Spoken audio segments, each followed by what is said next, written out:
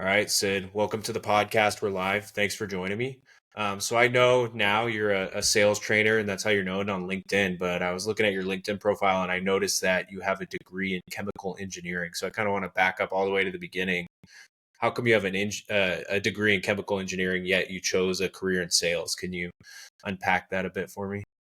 Sure. First, thanks, Connor. Thanks for having me on this show. It's a pleasure to be here.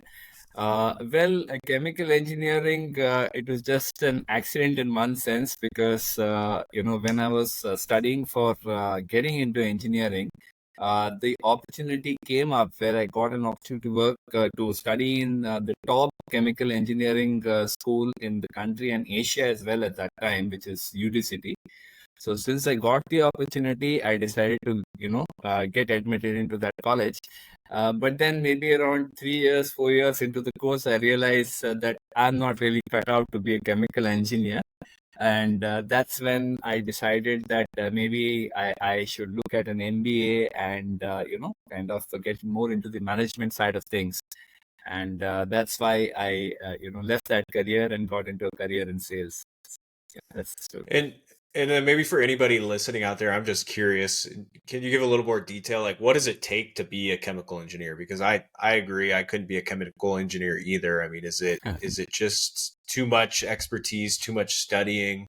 Just for maybe anyone else out there that says, "Huh, that sounds Well, interesting to it's me." it's if you have a passion for chemistry and you're very good at math, then it's a great field to be in, and that was one of the reasons why I went into it. But chemical engineering is probably one of the most complex forms of engineering because it utilizes principles from all other fields. I mean, from thermodynamics, from mechanical engineering, from what have you. It's got everything. It's a very, very fascinating and a very deep field of engineering because every chemical is unique and every chemical, the way it is manufactured on an industrial scale, will be completely different from something else. And there are 100 things that you need to keep in mind when you design these plants. So yeah, if that's your thing, then absolutely, you should go for it. I'm not cut out for it. I didn't want to blow up a chemical plant. I was like very clear, that this is not my thing. Yeah. And therefore I said, better I go into something which I'm more comfortable. Yeah, fair enough. And so you chose to pivot and get your MBA, and then why sales? Why did you pick sales as opposed to another discipline of business, marketing, operations, other things you could have chosen? Why sales? Well, I always, even when I was in my 12th grade, when I was just 18 years old, I had done, surveys. I used to go house to house and do surveys for, small agencies. And I always loved the experience of interacting with people, understanding what is it that, they like to do. And I somehow had that frame of mind. So, after I got into an MBA, again, I did an MBA from one of the top 5 schools in the country. So when I got the opportunity, I had to choose between maybe finance, operations, vis-a-vis marketing. Again, I felt, the marketing side of things is probably where I want to be. And that's why I chose that stream. But post MBA, when I got into my first job, it was just the way it panned out. My first job was in sales. The first assignment I got was in sales. And yeah, it started with selling specialty chemicals. I joined this British multinational called ICI, thinking that I'll be, probably working in their paints division in branding and marketing and so on. But it just because of my chemical engineering background, they put me into the specialty chemicals division and put me in a sales role there. And that's how my sales journey started.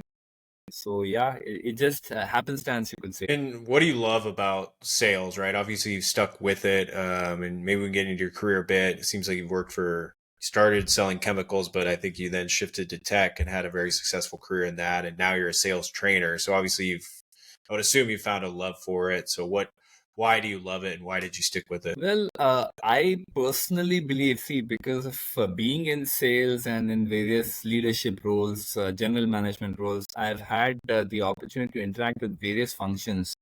I personally believe that the opportunity that sales gives you to actually interact with customers and solve world problems, right? I mean, no other profession gives you that opportunity to interact with so many people and solve them. Sales is the unique profession that gives you the chance to do that. A and B, obviously, from a growth standpoint, that I believe this is one of the professions where you can really make a tangible, measurable, observable difference to the performance of a company. And therefore, if you do well in this profession, there's no limit to how much you can grow. I mean, a lot of the CEOs of companies globally probably started their profession started their careers in sales. So even from a growth standpoint, it's fantastic. And of course, the fact that I mean, as I started selling, initially it was tough. I felt I can't make it here. It's really difficult. But as I learned the ropes, I realized that there's nothing more thrilling than this. There's nothing more satisfying than this. So that's why I decided to go ahead with this career. And do you ever think about it? I think about it sometimes, even if you're in HR or operations, or in many facets of life, you're always selling, right? There's always a negotiation going on, even if it's with your kids or your wife or with your manager. You need to convince them to do something, right? So I don't know if you think of it in that way at all, or if you can comment on how sales is an applicable skill to not just your job, but other areas of life as well. No, absolutely. It's just a coincidence. Just yesterday, I wrote a post on LinkedIn exactly about this topic that, sales is a life skill. It's not just about selling, software or selling chemicals or selling what have you, right? It's a life skill because it really sets you up. If you're a good salesperson, you have the ability to listen well, you have the ability to understand somebody's point of view before you present yours. You have the ability to present your point of view in a manner which addresses the concerns and challenges that the opposing person has. I think these are fantastic life skills, and of course the ability to negotiate and get what you want while you're still fighting with somebody else. It's a fantastic life skill. So, and I believe that there is no profession that is bereft of sales. You look at an HR profession or manufacturing, whichever role you are in, there is no getting away from sales, because when you're fighting for that promotion, you're selling.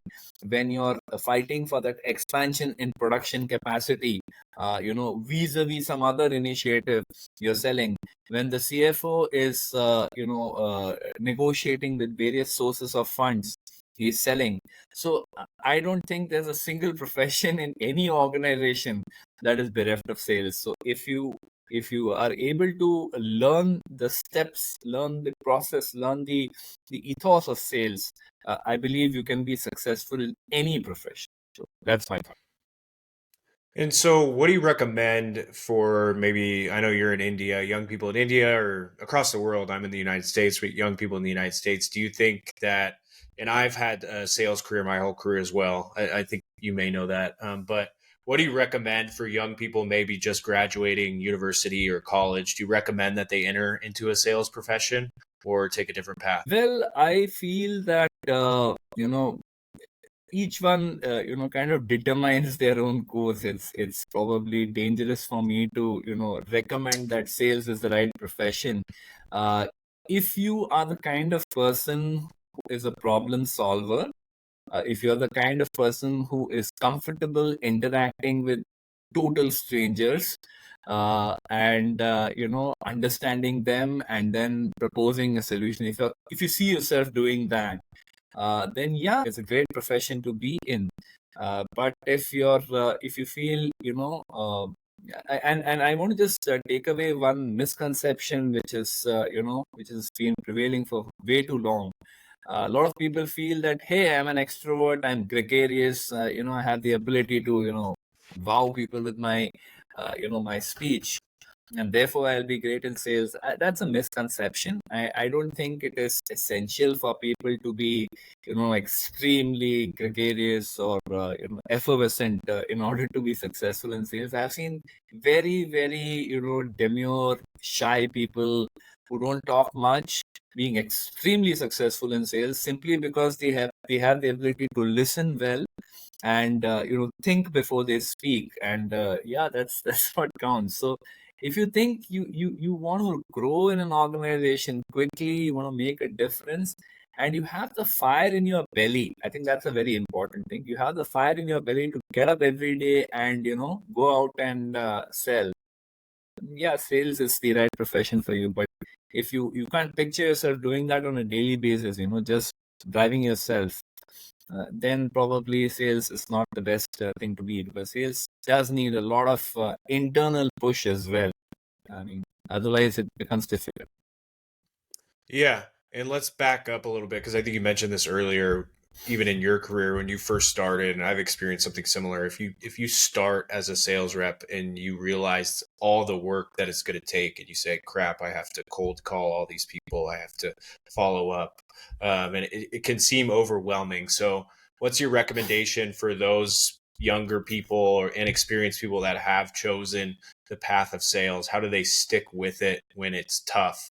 And they realize that they're going to have to do a lot of things that they may not want to do on a daily basis. Well, I mean, I look at it from different points of view. One is that, as I said, sales is an opportunity for you to make a difference in people's lives, right? I mean, in one sense, a good salesperson is like a doctor. A doctor actually interacts with his or her patients, understands their symptoms, really probes and understands all the symptoms, understands some symptoms very deeply before he or she makes a diagnosis and makes recommendations for what the line of treatment should be. So in pretty much the same way, the salespeople have an opportunity to act like doctors, to understand the customer's problems, and then diagnose their issues, and then present a solution. I call salespeople consultants. Actually, that's the opportunity you have. Now, when when you're trying to do this, you will come across people who are going to bite your head off when you cold call somebody. You feel there's this inherent fear inside us that we are probably disturbing people, to call them, and what if I get rejected? So my simple submission here is that no business in the world ever got done without disturbing somebody. You have to disturb somebody to get business done. You just have to.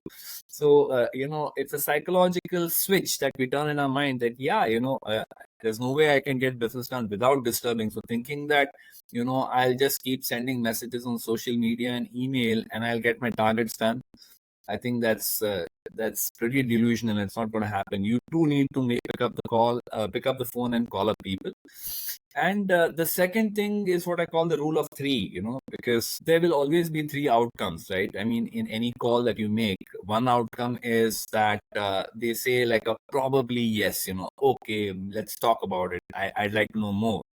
The second one is where they say no, and they're very violent and vehement about it, right? And they say like, no, where did you get my number? Why are you disturbing me? Etc., etc.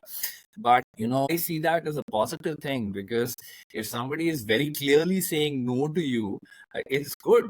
I mean, however insulting it may sound, it's good, because at least you know that you don't have to waste any further time with that person. You just move on to the next one. And the third outcome is the guy who's sitting on the fence. He's saying that, send me a brochure. Let's talk next month or next quarter or whatever it is, right? So sales is just figuring out that, who are the people who are on the fence and can I bring them on the positive or negative very quickly. And those who are positive, I continue to engage. Those who are negative, I stop engaging. So we just have to somewhere accept that this is what sales is about. And the moment you accept it, that there is going to be some degree of people who are going to reject you, maybe in an insulting way, you just kind of live with it and move on. Then the other side kicks in, where as a doctor, as a consultant, I have an opportunity to make a difference in these customers' lives. So Why shouldn't I call them? I should call those people who need my solution and are willing to pay for it. So yeah, it's a great opportunity. I like your analogy with the physician, and I'm wondering if you can maybe speak on how much of it is also contacting the correct prospect and the correct avatar, right? If you think about it, and somebody has digestive issues and they go see a cardiologist, it doesn't make sense. So I don't know if you have any recommendations in that regard, in making sure you're targeting the right people. Otherwise, you're putting out a lot of effort and not getting a lot in return, right? No, I think that's a great question, and I believe that's the heart of sales. That for a salesperson, it's very important to very quickly identify uh, what specific ailment a customer has. I mean, what are the challenges, set of issues that they are facing? And do I have an appropriate, exactly matching solution for their challenges? Because if I don't do that, what I'm doing is, I'm wasting their time and I'm wasting my time as well. So I think, in the whole sales process, this part of qualifying opportunities, understanding is there a deal for me or not? Will I win it? And when will it close? This is a very important set of questions that every salesperson must answer. Otherwise, we'll end up spending a lot of time and opportunities that we have no chance of ever winning. And then we feel more frustrated because we could have spent that same time on other opportunities. Like you said, a person with a stomach ailment going to a cardiologist. The cardiologist, if he spends a lot of time and then figures out 6 months later that, hey, this person doesn't have a heart problem, they have a stomach problem. I mean, imagine the frustration for both sides. It's a complete waste of time. So I think the ability to quickly qualify is very, very critical. I see that as the most important stage in the whole sales process, because if you do a good job here, it helps you in selling, it helps you in handling objections, it helps you in negotiations, what have you. And I want to back up a little bit because we talked, I think, about the beginning of your sales career, but can you maybe just speak briefly about your success and career in tech sales? And I kind of want to understand when it really started clicking for you and you said, okay, this is the formula to successful sales, and this is what I want to teach other people, right? If you can kind of articulate when you had that realization. Yeah, thanks for that question. Actually, I've had my share of failures as well. I mean, like anybody who's been through any career, I would be very surprised if they said that they were successful from the get-go and just remain successful. I've had my share of pie in the face as well.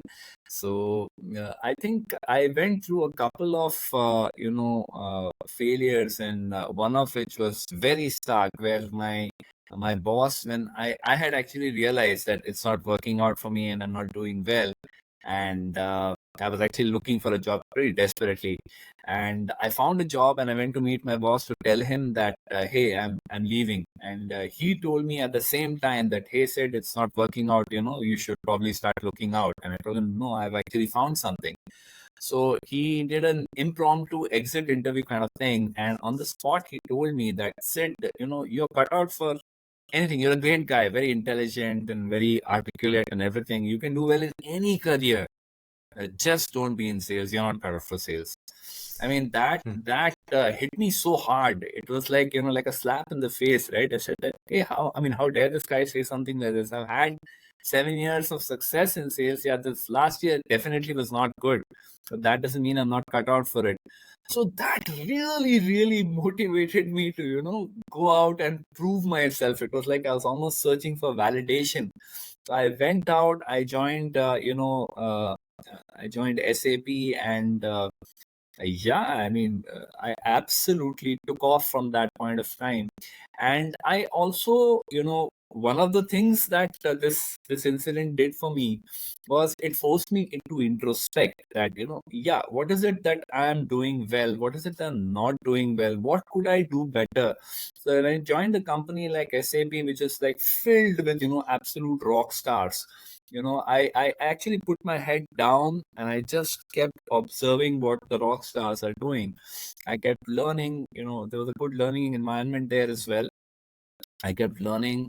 And that's how, I really picked up certain aspects of sales, the gaps in my, my selling method, the selling process I was using, my understanding of where there is a deal and where there's no deal. I think I really learned there on the job. And I was also very fortunate to have a great mentor in the first 6 to 9 months in the company.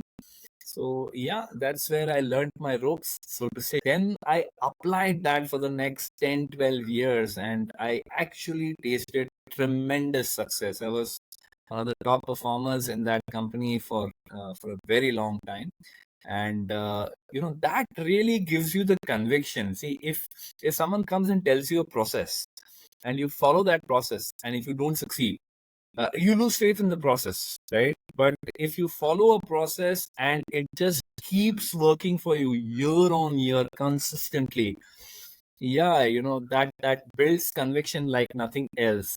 So that's what I suppose worked for me. I had the opportunity to learn and then implement and then see the results before my eyes. So a couple things I want to unpack there. I think the first is joining a company like SAP, a very strong brand and product. How important is that to the sales process, or in terms of recommendations for young people when they're choosing where to work and who to work for? Is that of utmost importance, or do you recommend, hey, just take a position where you can fit in the beginning and you'll figure it out with time? What are your thoughts on that? Well, I believe we take our chances, right? I mean, if you have an opportunity to work for a big brand, absolutely, just I would say almost blindly take it, because yeah, there is always a risk when you work for a big company. It's a pressure cooker environment, and you're constantly under the scanner, and there's every possibility every quarter. You're measured every quarter. You may do very well in one quarter, but the next quarter the company is not doing well, you lose your job. Yeah, that possibility always exists. But just being surrounded by people who are winning all the time, who are closing large deals all the time, who just have the confidence that they're going to succeed, that confidence rubs off on you. You somehow start feeling that, hey, if these guys can make it, so can I. And that's very important. You learn a lot. That confidence rubs off on you. So if you do get an opportunity to work for a large company, large multinational with significant market share, yeah, absolutely, you should take it. But that being said, not everyone's going to get a chance to do that. So I say, wherever you are, whichever company you are in right now, right? I mean, stop complaining and just put your head down and work, and uh, if you really do a good job, you really perform well, consistent, you're reliable as a salesperson. I mean, that company is, wherever you're working, is surely going to start up. And if they don't, yeah, the market's going to notice it anyway, and somebody's going to pick you up. So rather than being focused on what companies I want to work for, I think be focused on what company you're working for, give your best over there. And yeah, then after that, the market will notice, or the company you're working for is noticing. Somebody's going to notice that you're doing great. And then just to add to that, I'm curious how much you think product matters, right? Or how can a very talented salesperson overcome bad product? I think there's that old saying about someone selling a ketchup popsicle to a woman wearing white gloves. I don't know if you relate to that at all in sales training. I mean, how do you balance those two things? Because I think it is true to a certain extent that a good product does in many ways sell itself. So how do you resonate with that as a salesperson? So there's a lot of statements in there, so I'll just try to address those one by one. See, first of all, I believe that if you don't have a good product, okay, it's not even fair to expect a salesperson to sell it. Okay, I mean, if your product doesn't address the challenges that challenges of customers that it is supposed to, then expecting a salesperson to somehow weave some magic and sell it, is unfair and almost bordering on unethical, because a customer may end up buying a product just on the face value of the salesperson or the promises that he or she made, but then subsequently they're going to discover, and it hurts credibility of both the salesperson as well as the company selling it. I mean, I personally don't like this concept, that selling a refrigerator to an Eskimo. Somehow, I haven't been able to identify with this, that if someone doesn't need something, then you're probably better off not selling it to them. Now, yeah, I mean, if you realize that Eskimos have a problem that burrow rats and come and eat the food that they're leaving out in the open, right? Because they're living in an igloo. So then maybe you sell them a mini refrigerator that you can store your food safely here. They have a need, and you sell them something they need. That's fine. But just making these blanket statements that, oh, this guy can sell a refrigerator to an Eskimo, I don't identify with that, because as salespeople, we are really here to help the customer succeed. I'll say that again. We're here to help the customer succeed. We're not here to, make our sales quotas. So selling something to a client which doesn't really need it, I feel is borderline unethical, and it's not the right thing to do. That's my view. Yeah, no, I tend to agree. I think product matters, and I think you make a good point. There needs to be a need. You mentioned something else when you were working at SAP about finding a mentor. Can you provide some recommendations on that, on how a young person can approach that and make sure they pick the right person to help mentor them and help take them to the next level? I was just very fortunate to find a mentor. I didn't really search for a mentor. I just got one. I was just lucky that someone kind of took me under his wings. In at least two of the companies I worked for, uh, I was struggling, but then someone, the management, noticed that this guy is struggling and probably needs a better manager, someone who's not just driving him for results, but is also showing him how things are done. So yeah, I've been fortunate that I got those two mentors. Now the key thing here is, as a mentor, if you get somebody who's willing to take you under their wings, right, and who's willing to show you how it's done, who's willing to exactly tell you that these are the things you should be doing, these are the things you should not be doing. I think the key here is, our intent to actually learn and do what the mentor is telling us.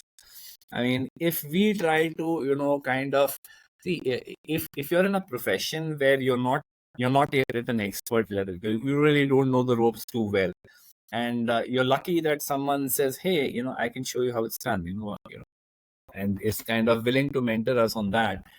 I think we're very fortunate if that happens to us.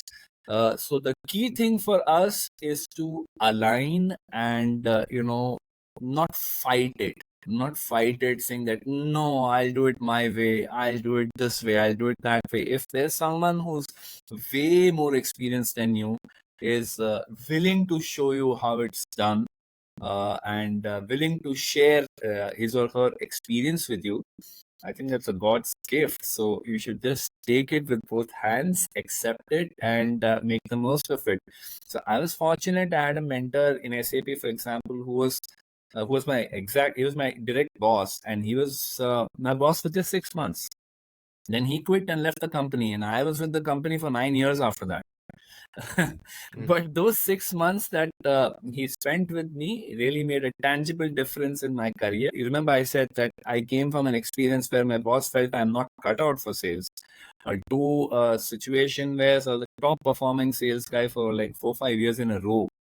Right. So yeah, that mentor made all the difference. So if you get a mentor, make sure you can, really suck out whatever you can from this person, and learn to the maximum extent possible. Try out everything, because the mentor, that mentor is your boss as well and is willing, that's fantastic, because they are allowing you to fail, learn from your mistakes, and teach you painstakingly. So yeah, if we get that opportunity, we should take it. And how do we find a mentor? I really don't know, but yeah, if you see someone senior in the organization who seems kind of willing to, share his or her experience, we should try to latch on and say that, I'd love to learn from you if you have the time to spare. If you can't find that in your organization, I suggest look for coaches, look for mentors outside the organization. And there are, I would say, tens of thousands of people out there who would be very happy to share their experience with someone who's willing to take it. So it's Hmm. just a question of finding these people, and if you really look hard, you'll find plenty of. And have you found in your experience that people are more than willing to mentor you or open up and share their experiences? Like I feel like there may be some hesitation. Oh, I would like to approach so and so, but I don't know if they are willing to mentor me. So have you been, in your experience, have people been more open than not? I think it takes a very large mind, a very large heart and a large, broad mind for someone to be a mentor. Because very often in organizations, people tend to be insecure.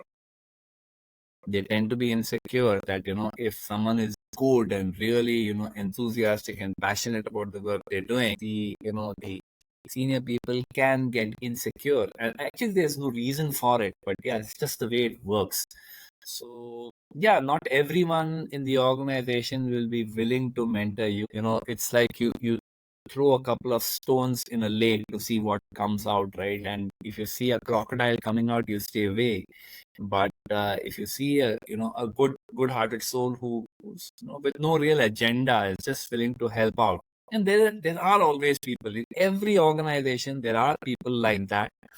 So find them and learn from them. That's what I would say. Yeah, I think that makes a lot of sense. And I want to back up a bit. So you're at SAP, you're doing really well, you're having a lot of success. So why or at what point in your career did you make the decision like, okay, I'm going to leave selling for large, well-known organizations and go out on your own and essentially start your own company and begin training salespeople? Why make that decision? It seems like you were giving up a lot to basically start over.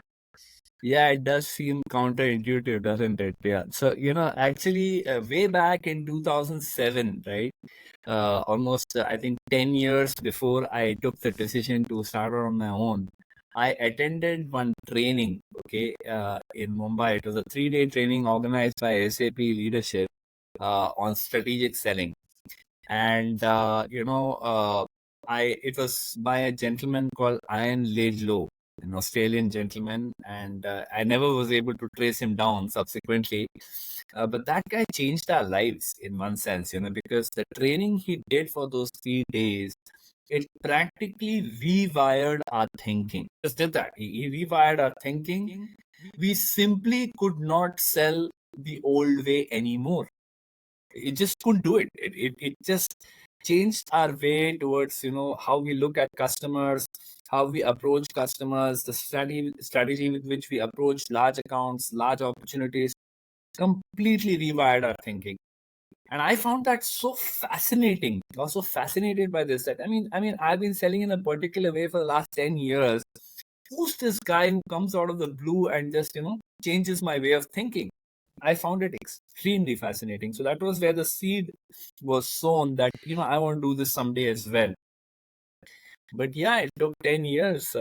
And 10 years later, when I was with Oracle, I was in a good role there, very large team doing well. But I was already 43, and I felt that, hey, if I don't do it now, then when do I do it?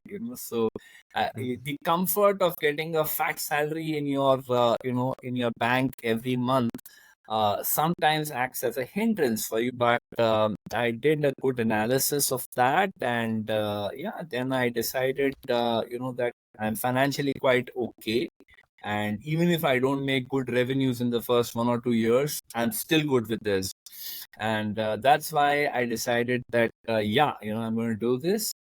I've actually made a video, on my YouTube channel about what are the 9 things that you need to think about before you jump into this gig entrepreneur economy. But I actually thought through like that, and then I started. So it was a very well thought through, well considered decision that was cooking in my mind for over 10 years. It just took a very long time for it to fructify. Yeah, I was always passionate to, as I said, based on what I learned, I felt that what I have learned in my life through hard kicks, right? I mean, real hard kicks from customers, from bosses, from everyone, right? I mean, you've got a lot of kicks in life to succeed in sales. So my thought was that why don't I share my learnings with the world from getting those same kicks? Why don't they learn from the kicks that I received? So with that purpose and with that passion that I had received almost 10 years back, I decided to start my own GoPush consulting to help small, mid-sized companies to improve their sales performance and sales professionals as well. Very cool. And I know we don't have a ton of time. I'm sure you teach for hours, right, with these companies and training salespeople, but I want to get into it a little bit. I mean, at a very high level, can you share what the core of your strategy is or what your teachings are of what it takes to be successful in B2B sales? Excuse me. So, yeah, I think, what I try to consult on or train are a couple of very essential principles. The first and most, I would say, fundamental principle that I already touched on kind of in the previous question is that, we should be in this business of sales because we really want to help the customer succeed. That should be our intent. That, I want to help this customer succeed. And if that is my intent, then customers can read intent. I mean, it's quite shocking, but it's a fact. If our only intent is to close a deal, customers can feel it. If my only intent is I want to help you succeed, customers can feel that as well. So the first and most fundamental thing I feel is if salespeople get this right, that hey, I'm here to help the customer succeed, not the other way around. That's a beautiful starting point for any sales interaction with any kind of client. The second thing, second base principle based on which I teach and consult, I train and consult, is what I call value selling. So customer centric value selling, right? So the customer centric is the first part where I'm here to help the customer succeed. I'll do what it takes to add value to the customer. Now the second part is value selling. So value selling, if I have to define it very crudely and very simply, it's about only saying, doing things which will add value to the customer. So if anything you're saying or writing or doing is not adding value to the customer, don't do it. Don't waste your time. Don't waste their time. Today, we're in a world where everyone is hard pressed for time. Everyone is under tremendous stress and pressure. So, as a salesperson, we have a bounden responsibility, to ensure that we only do say things that add value. So, if I'm prospecting, I add value. If I am, qualifying, I add value by probing, helping them understand their problems in a deep way, understand the magnitude of their problems, right? Commercial magnitude of their problems. So if I'm selling my solution, I only give them the relevant information that addresses the challenges that I'm facing and gives them all the information they need to take a decision. When I'm negotiating, I add value by giving confidence to the client that, hey, this is the best deal you can get, not leave them with a lingering feeling that, oh, maybe I could have got a better deal than this, right? I mean, I can add value in every interaction that I have with the client. And that's what, the essence of value selling is about. As far as the process is concerned, yeah, it's about not just understanding what challenges a customer is facing, but what is the business value of those challenges? How much is it costing the company today to not automate the accounts payable process, to not automate the sales process, to not do this or to do this, whatever, right? I mean, what's the opportunity cost of not doing this, whatever. Quantify it beyond just the challenge, and then present your solution, the value of your solution in an intellectually and emotionally compelling manner. I think this is the heart of value selling.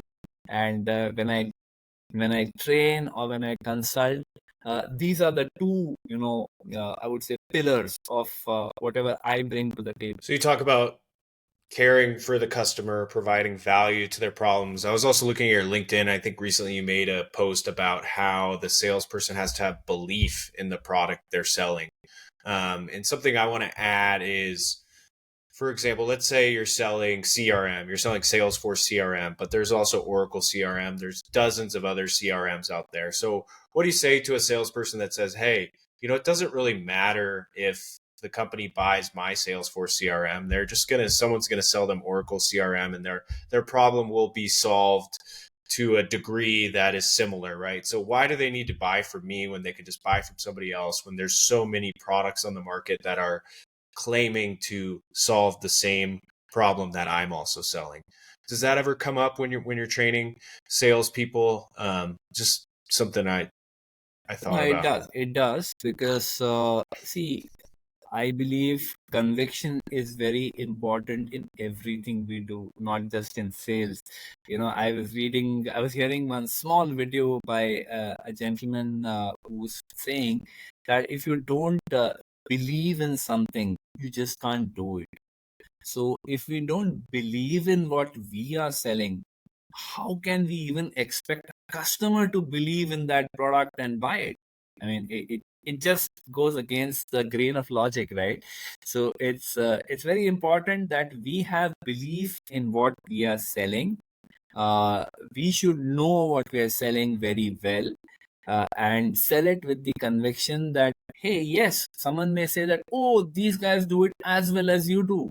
Yeah, maybe, but this is what I do the best. I'm really good at this.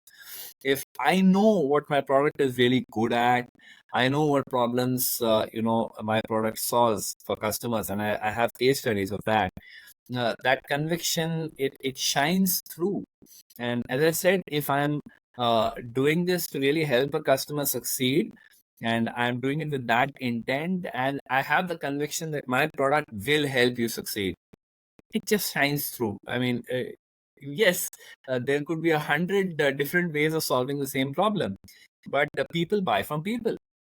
And if the people they're buying from don't have conviction, they don't have the passion to solve the problems for those customers are not going to buy. Sometimes a lot of founders, right? I talk to a lot of founders of companies, right? Because that's the audience whom I sell my services to.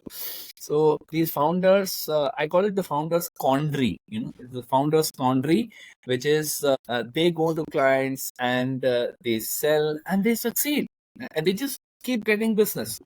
And then they get the confidence that, hey, my product is selling, my go-to-market is in place, my product market fit is in place, and they go and hire salespeople, with the confidence that now I need to expand. And then they see that those salespeople are not successful, and they're wondering that, hey, what's going on here, right? Because I'm able to sell top dollar for that. Well, the reason for that is because the founder has great passion, because it's his or her baby. That product or service is his or her baby. So absolutely, the passion that they bring, the conviction that they bring, because they have seen it working for a particular client, they've themselves gone and delivered it. So they just have conviction, they have great passion, and of course, they have authority to close a deal, which a new salesperson is somehow very diffident about. So, I believe if this conviction is there, if we can somehow convey that conviction to the salespeople. Passion is difficult, because unless they are co-owners, they'll not be so passionate, or they're really paid well. Compensation drives behavior, so they're paid well. If the founder is able to convey that conviction to his team, I think that is the number one thing that people can do. And then whichever company it is and whatever product you are and however competitive your market is, if the salesperson is trained how to uncover problems and then sell with that conviction and that passion, magic happens. And so, how much of your training is for the actual founders or management of a company in training them essentially to sell the salespeople on what the salespeople are selling, or are you actually training the frontline salespeople, or is it a mixture of both? Typically, it's a mixture of both because I always insist that if I'm training a sales team, the sales leader should also be part of that sales training. Otherwise, what happens is the sales team learns a particular lingo, and then after the training is over, they go back to their day-to-day lives, and the sales leader who wasn't part of the training, either the founder or the sales leader who wasn't part of the training, speaks a different lingo. Then whatever they learned, it evaporates in no time. Absolutely evaporates. But if the sales leader or the founder was also part of the training, they really see the value because they've been trying out things for the last couple of years, and then they learn a structured manner in which how to present the value of our solutions. They learn the sales process in a structured manner. They really see value, and then they, with that same conviction, they are able to push the sales team that, hey, why aren't you trying this out? But if they haven't been part of the training, the salespeople always, kind of go towards their comfort zone, which is doing what they've always been doing. It's always difficult, right, to come out of your comfort zone and try something different. I went through that. It was tough. But yeah, because I did it, I tasted success. So if the leader is strong and convinced, then yes, the team will also ultimately pivot to what the leader wants them to do. That's my view. And so maybe because the focus of my podcast too, right, is a lot about founders and entrepreneurs. So maybe we can talk a bit about any recommendations. Maybe there's a founder out there that is having an issue hiring that first salesperson or putting that responsibility on a sales team when they were previously the only salesperson. What do you recommend that they do in that scenario? What are the first steps they can take? I think the first thing is they need to be very clear about what is their value proposition. I think defining the value proposition, like for example, if I am selling a CRM, right, or I'm selling an ERP, who are the stakeholders? Who are the people who are going to be involved in the decision to buy it? Who's going to use the product? Who's going to evaluate it? Who's affected by it? These are all stakeholders.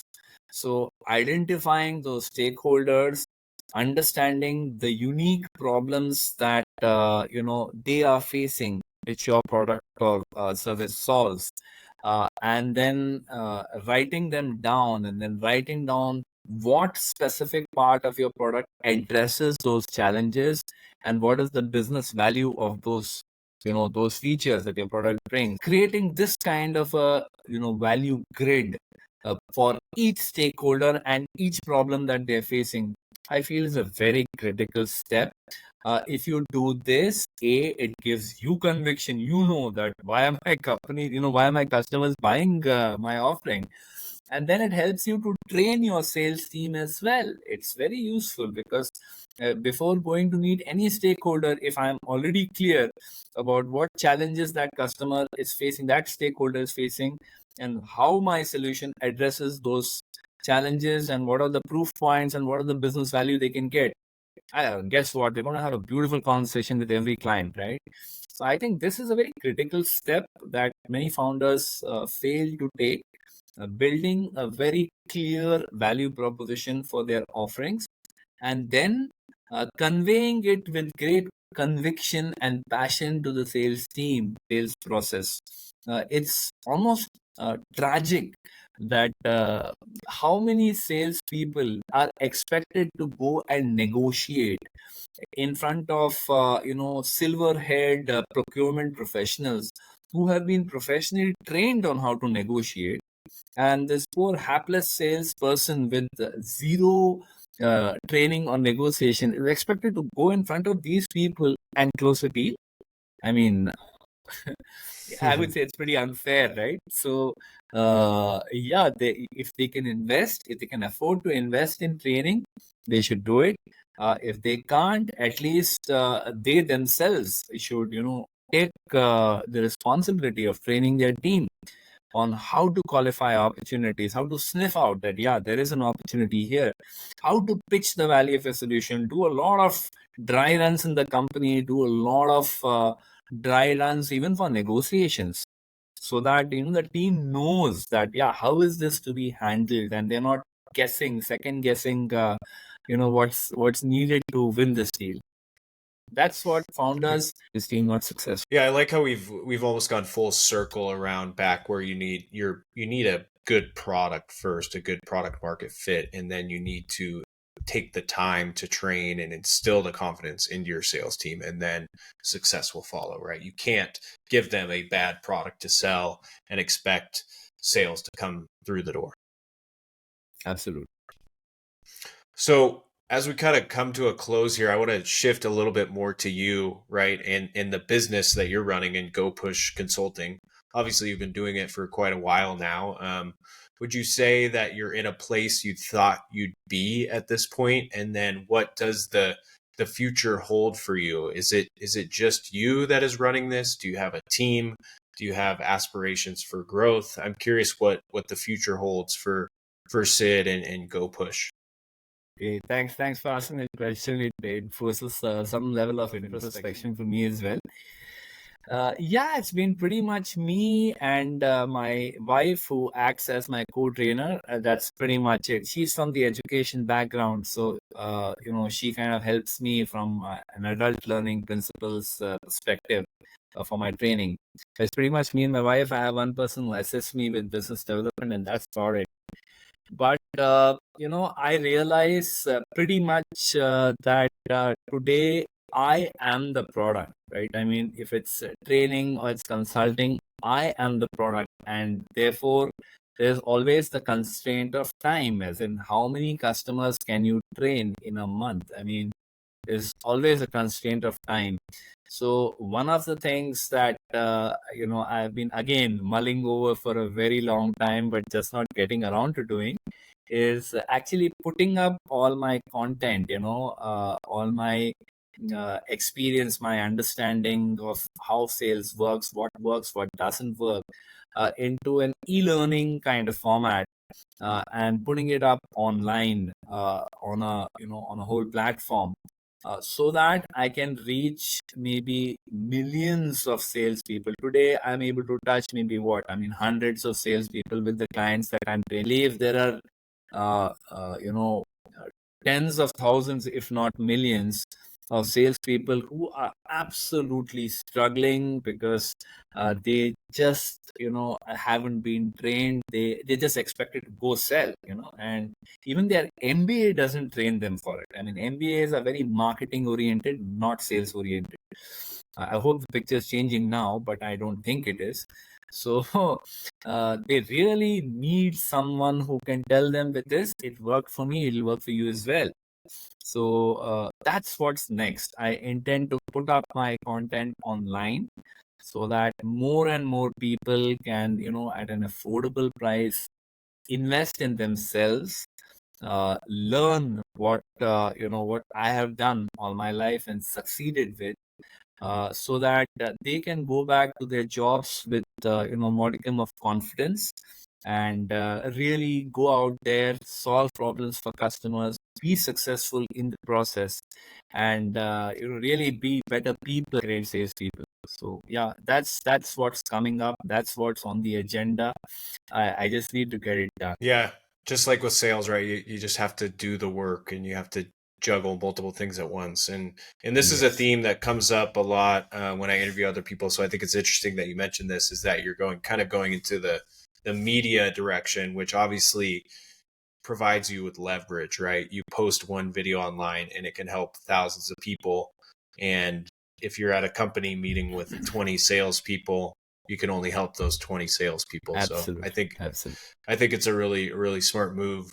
And then maybe just one question to close this out. Obviously, you've had a lot of success in your life, whether it's through the sales career or now starting your own company. what general advice do you have to somebody out there that wants to do similar things or big things in their mind, but they're struggling to do it? Any advice of how people can kind of push through that and achieve success? It doesn't even need to be sales related. Maybe it is a founder or whatever it is. Just any general advice for people out there listening to this? Yeah, I think, I mean, I won't say something that sounds very cliche, but I do want to say that if we are simply observant, okay, one of the most valuable skills today, there is a surfeit of information. There's an information overload, right? I mean, ask ChatGPT will tell you about world problems. But still, there's a huge lack of people who are observant. If we can somehow be more observant, be more attentive to problems that are there in the world. I read this beautiful book called Zero to One, which talks about solving problems and how do you scale a business. But and there he speaks about something very interesting. He says that a lot of people who are startup founders or who are employees in companies, they believe, oh, all the problems of the world have pretty much been solved. All the, big opportunity areas are taken. He disagrees, and I very strongly disagree, because there are problems all around us. I mean, even with all the automation and AI and ML and chat GPTs of the world, the number of problems in the world are only increasing. They're not decreasing. A huge opportunity for anyone who's just observant. If you really care about solving problems of people of this world, I'm sure you will find a good niche to either work in or start a business in. Just be observant and then be willing to learn after that. Of course, that's where the cliches start, right? I mean, be observant, see what problems people are, learn that what's the right solution for it. Talk to your clients, talk to people who are facing that problem. And then, with all honesty and integrity, go try to find a solution, go try to create a solution for that, and then hit the market with it. I think, that is pretty much the essence of success in life, right? If we really want to solve problems for people, and that is our intent, like I said, we are here to help customers succeed. If that is our intent, we will surely find a niche for ourselves. It could be anything. It could be digital marketing. It could be content writing. It could be sales. It could be marketing. It could be operations. What are all of us doing? We're trying to solve a problem. So if you're observant, we see what problems are there, and then we make a concerted, sincere, and educated effort to solve those problems. I think there is success, growth, and fulfillment out there for every single person in this world. So that's my Yeah, thought on this. I think it's great advice, and I think you're right. And I think you closed it well. It's then you can identify the problem, but then you need to do the work, right? And Yeah. the years of work that it takes to build something successful, right? So I think you presented a really simple solution, which is true, but it's not easy. So that's my cliche to end us out. But Sid, hey, it was a pleasure. Thank you for taking the time to close us out for good here. Where can people find you? Well, you can find me. I'm on LinkedIn almost on a daily basis. You search for Siddharth Hosangadi, my name. You will find me on LinkedIn. I post there almost daily. I'm also on Instagram with the hashtag that value seller. And I'm also on Twitter as Sid_Hosangadi. So that's where they can find me. So, and of course, my website is www. That's where you can Awesome. find me. Thanks, Sid. All that will be linked below in the description as well. So again, thanks Sure. for taking the time, and yeah, best of luck. Thank you, Connor. Pleasure talking to you.